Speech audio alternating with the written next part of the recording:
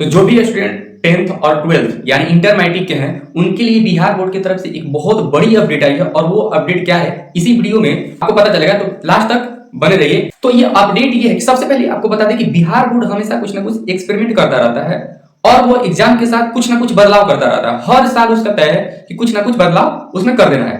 पिछली बार आपको बता दें कि जब 2019 में जो एग्जाम लिया था वो डबल क्वेश्चन यानी कि एक क्वेश्चन बनाना होता था उसमें तो 2 क्वेश्चन दिया करता था। ऑब्जेक्टिव 2 क्वेश्चन रहेगा और आपको केवल 50 ही टिक करके आना है। आप यहाँ पे देख सकते हैं अभी चल रहा है सेंटअप एग्जाम। तो सेंटअप एग्जाम के पेपर में आप खुद देख सकते हैं, आप भी देकर आ रहे होंगे। अभी इंटर का तो बीत गया है, जो भी मैट्रिक वाला दे रहे हैं उनको पता होगा कि डबल क्वेश्चन है, यानी कि हर क्वेश्चन में 2-2 क्वेश्चन है और आपको केवल उसमें एक ही क्वेश्चन बनाना है। जिस तरह से ऑब्जेक्टिव में 100 क्वेश्चन है आपको 50 करना है। तो ये बहुत बड़ी अपडेट है और बहुत बड़ा फायदा भी है, क्योंकि आपको उसमें छूटने वाला नहीं होता है। बहुत ही कम चांस होते हैं कि गलत हो, क्योंकि 100 ऑप्शन मिल रहे हैं आपको ना, और उसमें अगर गलत 1-2 हो भी जाता है तो 45 यानी कि कम से कम 45 प्लस आपको लाना ही है।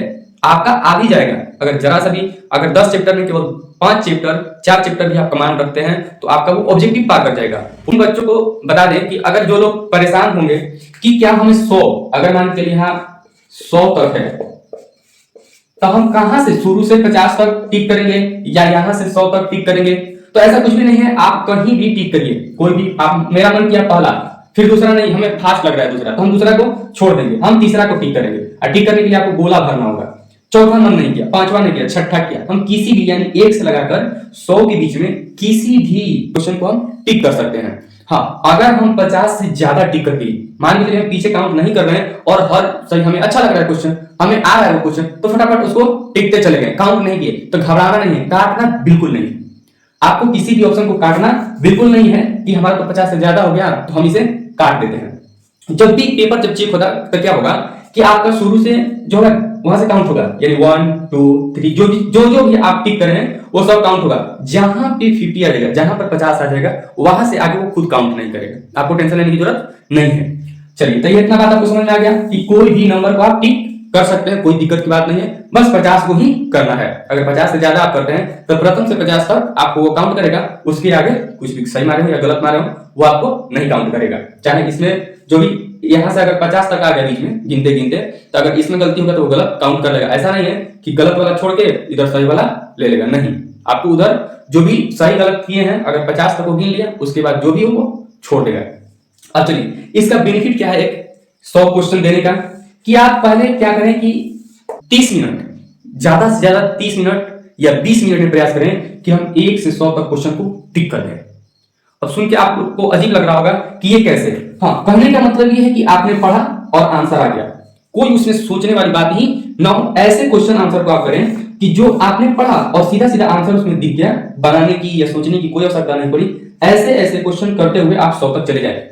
क्योंकि कभी कभी क्या हमेशा देखा गया है कि शुरू के क्वेश्चन कुछ भास्ट होते हैं, 40 या 50 तक, ज्यादा 60 तक क्वेश्चन बहुत ही ज्यादा मुश्किल होता है। और उसके बाद जैसे 80 प्लस में जाता है, 80 to 100, तो वहां से क्वेश्चन का लेवल एकदम 0 लेवल का हो जाता है, इजी क्वेश्चन हो जाता है, वन लाइनर क्वेश्चन हो जाता है। तो क्यों ना हम ऐसे क्वेश्चन को फटाफट कर लें ताकि इधर का जो हमें मक्खन मिल जाए उसे हम ले लें।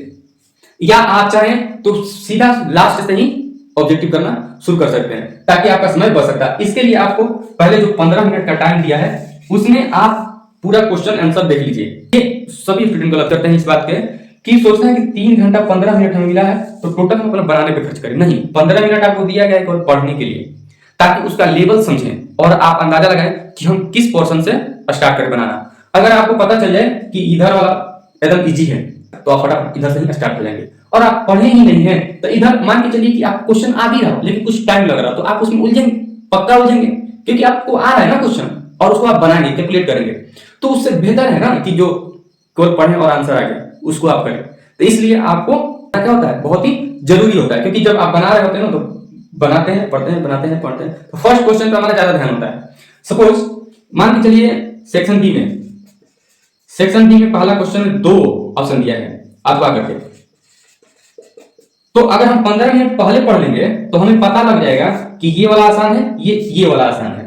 अगर जब बनाते टाइम हमारा आएंगे तो हमारा ज्यादा फोकस इसी पे रहेगा, पहला हम पढ़े और फटाफट इसे बना ले। तो ये हमारी गलती का खामियां भुगतना पड़ता है। तो आप 15 मिनट जो समय मिला है आप इसे पढ़ लेंगे अगर, तो इसमें आपका क्या पता चलेगा कौन सा इजी है।